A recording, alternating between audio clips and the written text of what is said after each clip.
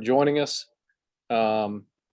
He will not have an opening statement today, so we'll just start with questions. We'll start with Mark Weiser, and let's go with Chip Towers after that. Mark? Hey, Todd, how are you? I'm good, Mark. How are you? Good, thanks. Let me just start, I guess, with the offensive line. I guess you guys are scrimmaging Saturday. How do you expect to, since we haven't been able to watch practice, how do you expect to line them up with the first unit, and kind of what decisions are still to be made as it relates to getting the best five, with Erickson injured as well? Well, I mean, we have, Schaefer that comes back as a returning starter, and Jamari. Then you got Warren McClendon, and yet you've got a good number of, talented young guys that are pushing those guys. So really, in terms of the depth chart, it's a work in progress. I do anticipate seeing a good number of guys working with the ones and the twos. You're talking about on the left side, we're looking at Amarius and Xavier Truss as well.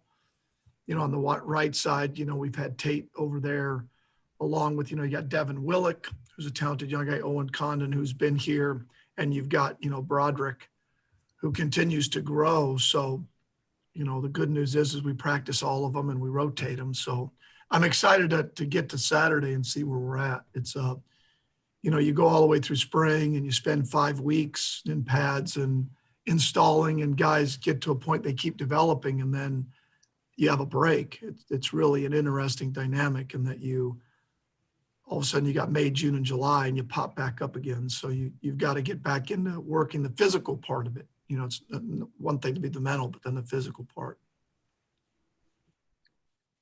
Chip Towers?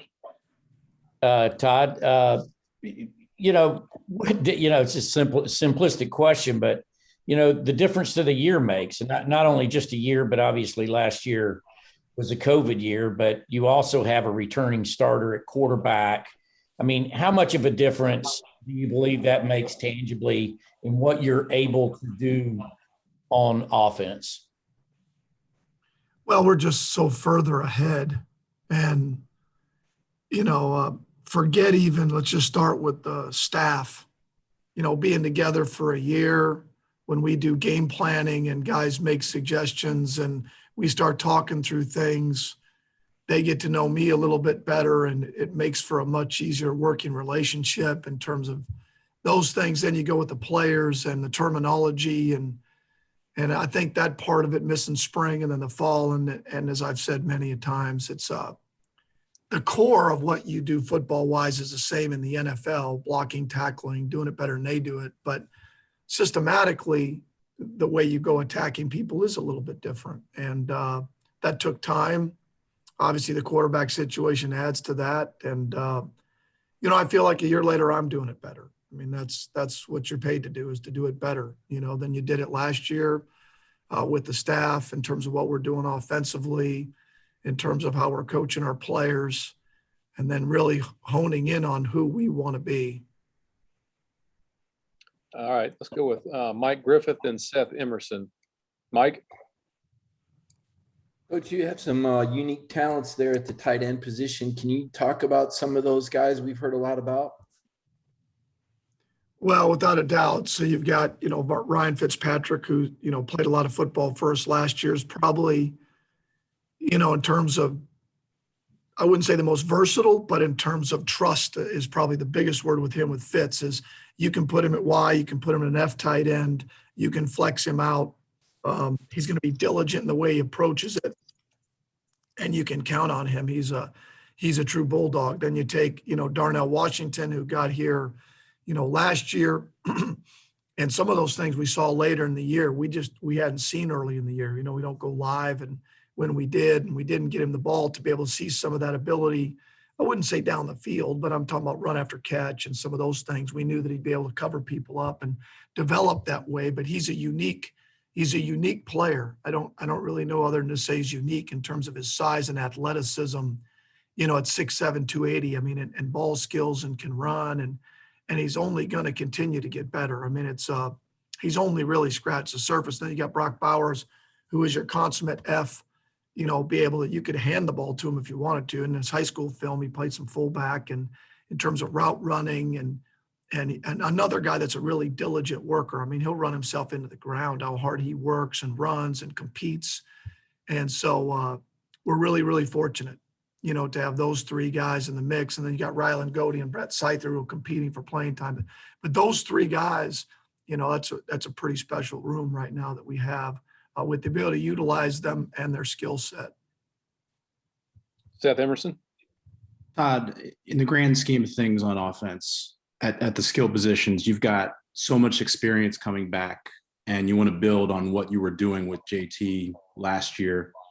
But that also means opponents have a lot of film on basically all your skill position guys and what you guys did do well last year. So how much of your offseason and preseason is finding that balance between leaning into what you do well, but also not being too predictable? Well, a great question. You do spend the off season. When the season ends, you go through, all right, our cut ups, and you look at it and say, what can I do better?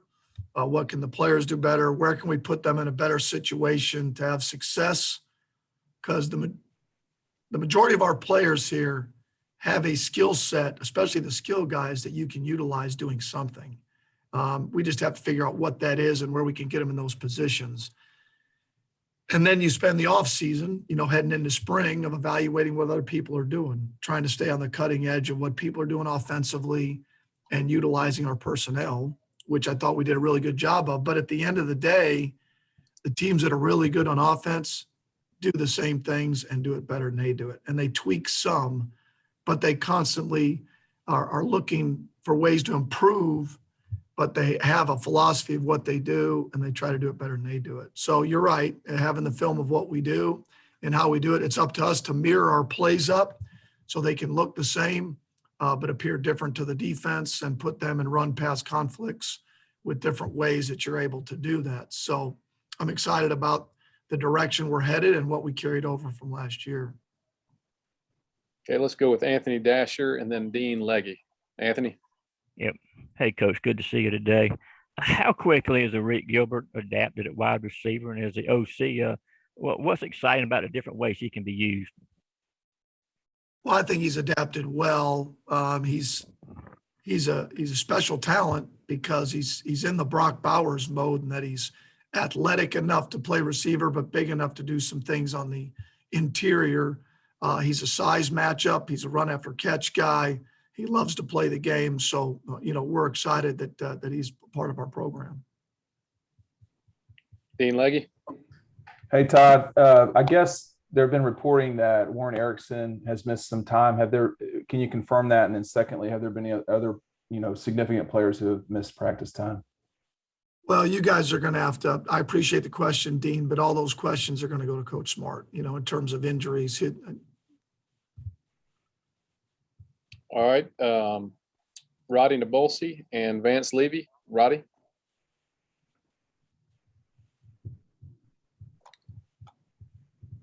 Roddy, are you with us? Yeah, I was just had a muting issue there. Coach, I hate to put you on the spot, but can you kind of tell us who's your number 2 quarterback right now? Well, we're working through that right now. We left spring with Carson, as our number 2 quarterback, but we're working through that now. With Brock, it's hard to assess a freshman player that comes in the spring, and we put a lot on those guys. And so, right away, they're not able to really show their ability because they're processing so much, that it slows down their feet, slows down some of those things, but there's been tremendous improvement there. Obviously, Stetson and Stetson has greatly improved. So we're still in the process of evaluating that, and the next 2 scrimmages will have a lot to say with that in terms of how we end up going in the first game with. But I've been pleased with all 4 of them, and especially the other guys, and Stetson's to be commended because it hasn't been easy. It hasn't been easy. You go from being a starter to, hey, you're competing for other guys for even just the backup spot or the 3rd spot. But he's worked awfully hard, really intelligent. He has improved a ton. So we're fired up about the group. Vance? Hey, Coach Monken, I asked Kirby last week, or Coach Smart last week, about sort of the fall off and explosive plays from the running back core. What can you as a coordinator do to kind of free that out, to get those long game changing? And then do you mind kind of running through how the running backs are doing? Thank you. Well, first off, we've got an excellent group of running backs. I mean, all 5 can play here. Dell does a great job of keeping those guys fresh. They've been pretty selfless in terms of understanding, that probably benefits them to not have the wear and tear on them. Obviously, we have to become more explosive in the run game. I think we were consistent for the most part. Obviously, we had a couple games there with Mississippi State in the bowl game where we didn't nearly run it as well as you would like to be able to control the game, because you can't control a game if you can't run it. Obviously, we got to do a better job of getting the ball in the perimeter because there is more space out there. That'll help us. Obviously, formationally, we can do some things differently. And then there was some games that, obviously, the Kentucky game, we ran the ball well, but it was more in terms of 5, 6, 7, 4 or 10 here. But we definitely have to be more explosive. And that, Vance, that's how you win the game, is to be explosive and not turn it over.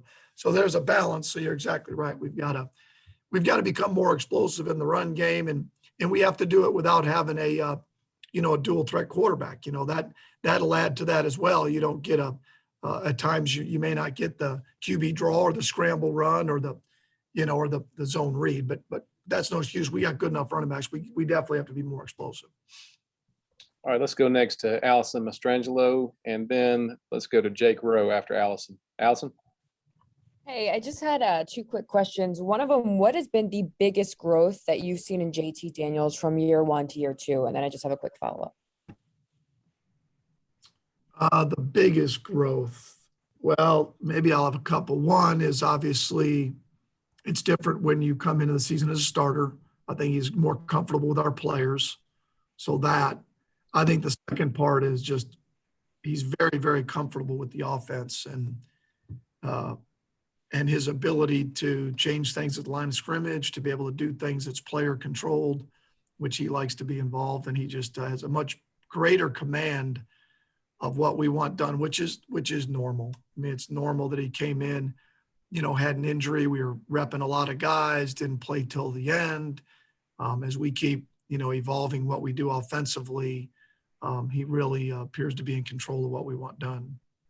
And I was just curious, between last year and this year, is it easier this year compared to all the protocols and everything you had last year, or does it kind of feel like the same now with the Delta and everything else going on? Not a chance it's the same. No chance in hell it's the same as last year. I mean, just because of no spring, the pandemic, and not really knowing, maybe at this point we don't know with the Delta variant, but back then we didn't have a vaccine. We didn't have some of what we think are ways to curb this. We didn't know if we were going to play, as a team, and as a society, we were going through, some social injustice and unrest. We had a lot of things that were thrown our way, not just the pandemic, that I thought our players did a great job of handling. And it's hard enough to win without distractions. And everybody went through it. We're not the only ones. But I really like where our team is at now and how they're working. Jake Rowe?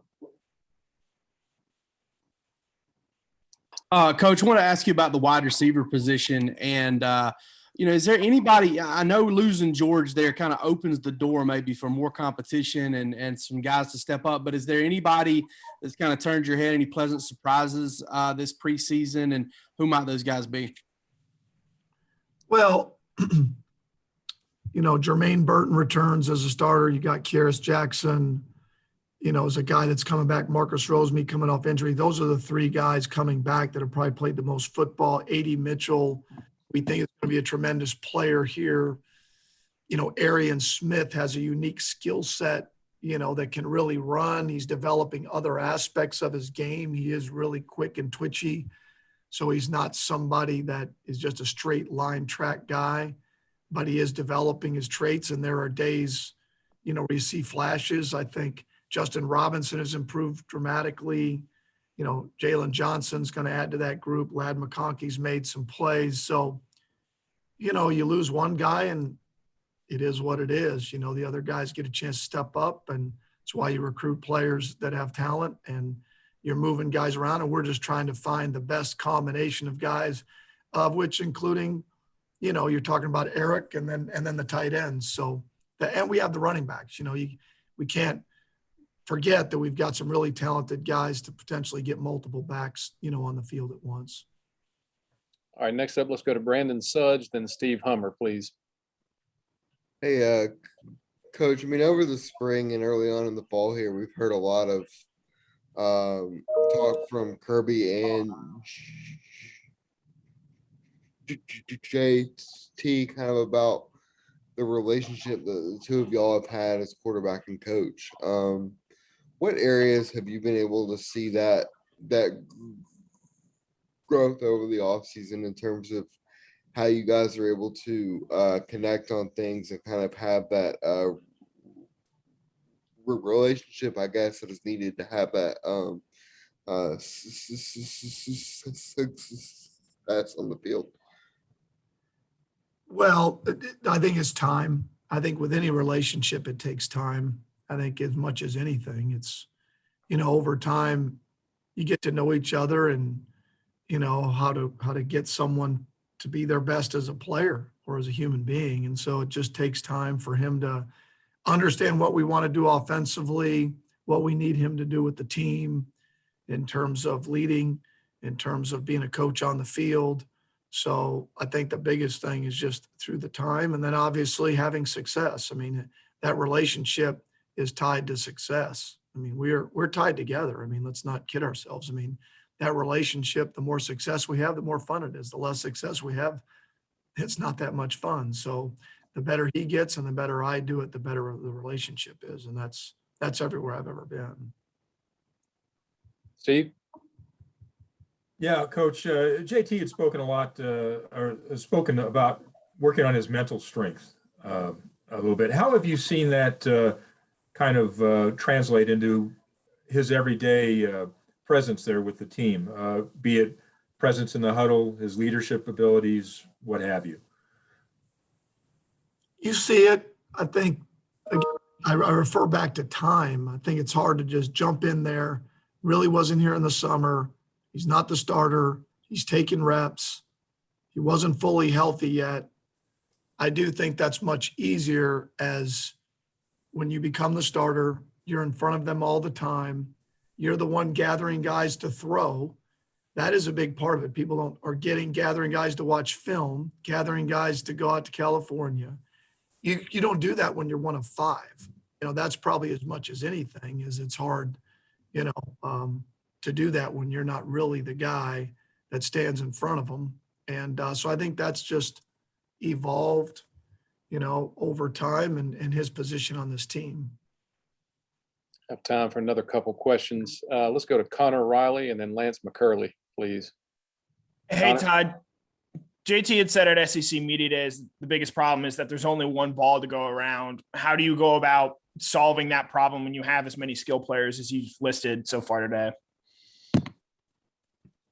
Well, the thing is, I don't solve it. The defense solves that. I don't control where it goes. Now we can move guys around and give them opportunities and touches. And believe me, I've been around skill guys my whole life. That's who I coach. And I get it. When you install plays and you go over the game plan, your real skill guys, they look at the plays, like, where am I going to get my opportunities? And I enjoy that. I would hope that we have skill guys that are selfish.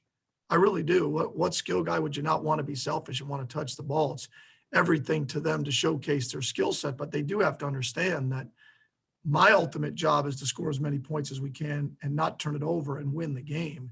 And I'd love for every guy to touch it a bunch, but ultimately, and I want you to be selfish, but I can't worry about that as we're game planning. I have to do what I think is best for our team that gives us the best chance to win. And yet I get it. I really do. I think it stinks, but that's the way it is. It's never changed. What's changed is people throw it more. Your game's more opened up. So you give yourself a chance to get other guys the ball. But at the end of the day, the biggest thing is developing your skill set. if you'll develop your skill set and you'll put on film what they want to see, Trey McKitty, he didn't have double-digit catches. The son of a gun went in the 3rd round. So, you know, at the end of the day, yeah, I want you to touch it. I want you to score touchdowns. I want you to be a big part of it.